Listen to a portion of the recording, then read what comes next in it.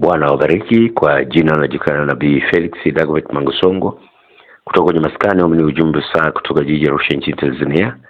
Leo tarehe 25 ya mwezi wa 8 mwaka 2026 niko hapa kwa ajili ya kufanya marejeo kwamba unabii umetimizwa ambao mwamba mashuhuri Yesu aliutoa. Ilikuwa tarehe 20 ya mwezi wa 6 mwaka 2026. Mwamba mashuhuri Yesu alitoa makemeo kwa njia ya unabii. Alieleza kabisa kwamba harakati zozote za watu kutaka kuingia ikulu kwa njia zote za hila kinyume na utaratibu ambao upo, mwamba mashuhuri Yesu alisema kabisa kwamba ameweka mazuio katika michoro hiyo kinabii. Tayari mmeona kulikuwa na jambo lilikuwa linaendelea katika mifumo ya serikali, na tayari mmeona kabisa kwamba tukio hili limetimizwa leo tarehe 25 ya mwezi wa 8 mwaka 2026, kuonyesha kwamba mwamba mashuhuri Yesu akisema jambo lazima atathibitisha michoro. Kwa hiyo ninawaalika watu wote mpate kujua michoro hii ya kinabii na ijulikane kabisa kwamba mwamba mashuhuri Yesu anaweka anwani zake duniani leo kuelekea moja siku za mwisho. Tubu dhambi, geuka. Mwamba mashuhuri Yesu anarudi moja hapa siku hizi.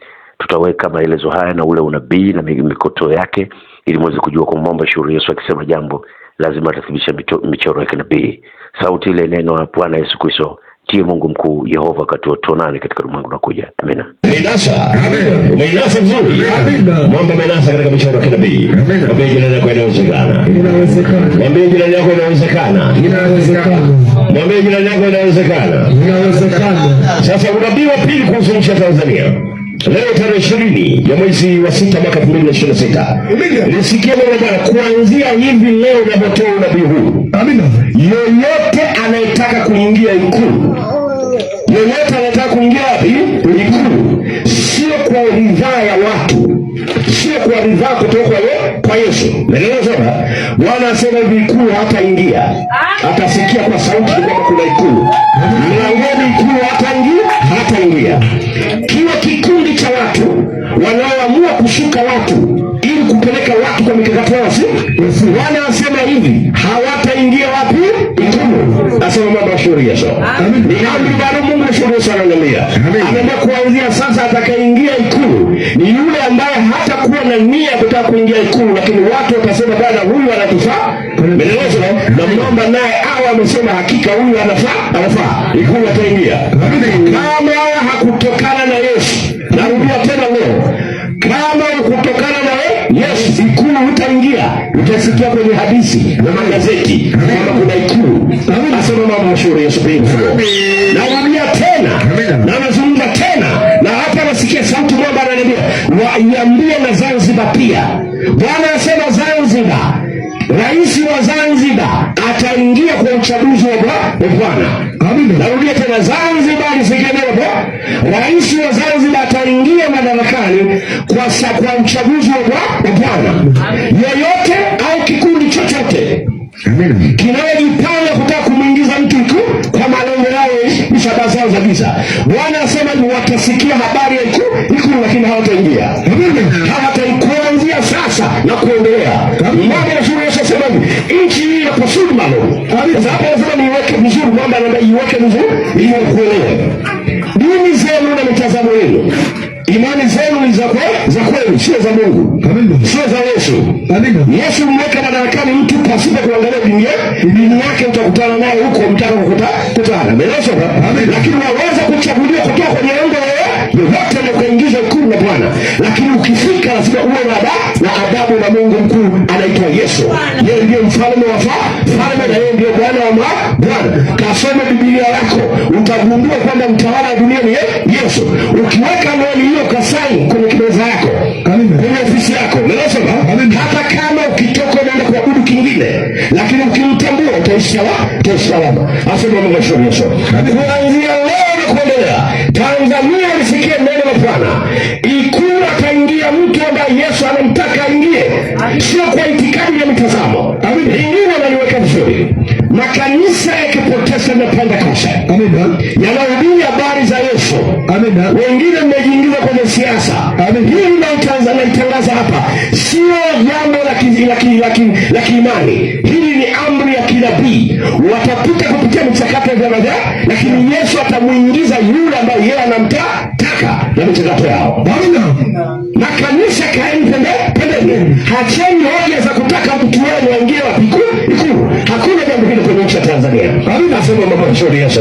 Imekuwa Shangilia Bwana, shughuli Yesu imekuwa. Mwambie jirani yako imekuwa. Amina. Amina. Misha hiyo. Mwambie jirani yako imekwisha. Imekwisha. Hiyo misha hiyo. Amina. Mwambie jirani yako imeenda hiyo. Imeenda hiyo. Tayari hiyo. Wale wanaotafuta madaraka kwa njia za giza, sawa? Msikie neno la Bwana, muda wenu umefika. Muda umefika. Ikulu ataingia mtu ambaye Yesu anamtaka. Ndani ya michakato yenu wenyewe mtasema fulani huyo anatufaa. Amina. Yule ambaye wote wamemwandaa kwa vikundi kwa shabaha zao, huyo hataingia ikulu. Mwambie jirani yako haendi ikulu. Haendi ikulu. Mwambie Yesu amesema haendi ikulu. Amesema haendi ikulu. Wakiona Yesu wako ikulu pale mlango, na hatapita kupenya ndani. Mwambie jirani yako hataenda ndani. Hatapita ndani. Hataingia ndani. Ataishia mlangoni. Asema mambo shule Yesu. Unabii huu ni maalum kuficha Tanzania. Na nimeweka mwani hii ya kinabii kama nchi ya Tanzania. Kwa hakika mkuu. Amina. Shangilia Bwana shule Yesu. Kutoka maskani milioni chungu saa. Kutoka jiji la Tanzania. Kwenda barani Afrika na kwenda kwa dunia. Kama nani maalum. Shangilia mambo shule Yesu. Amina. Sasa kwa utaratibu wa Chama cha Mapinduzi ulivyo, hakuna mtu yoyote ambaye anaweza kuwa rais kupitia Chama cha Mapinduzi kwa mchakato wa kawaida pasipo kukubalika na mwenyekiti wa chama hicho. Sababu mchakato mkuu wa chama hicho wa mtu kuwa rais kimsingi upo mikononi mwa mwenyekiti. Ni ngumu sana mwenyekiti wa Chama cha Mapinduzi kuamua nani awe rais, lakini ni rahisi sana mwenyekiti wa Chama cha Mapinduzi kuzuia mtu asiwe rais. Kwa hiyo mtu yoyote mzoefu ndani ya CCM kama Dr. Emmanuel Nchimbi, kama ni kweli yeye ana ndoto za namna hiyo, kupitia Chama cha Mapinduzi, jambo la kwanza lilikuwa ni kwenda sawa na mwenyekiti wa chama. Lakini sasa haya ambayo anayaeleza baada ya kuwa mwenyekiti, baada ya kuwa makamu wa rais, mengi yanaonesha kwamba hayakuwa yakisikika kipindi cha mwanzo. Na hapo ndipo shida inapokuja. Mambo haya angekuwa anayasema toka kipindi cha nyuma, yasingekuwa shida sana.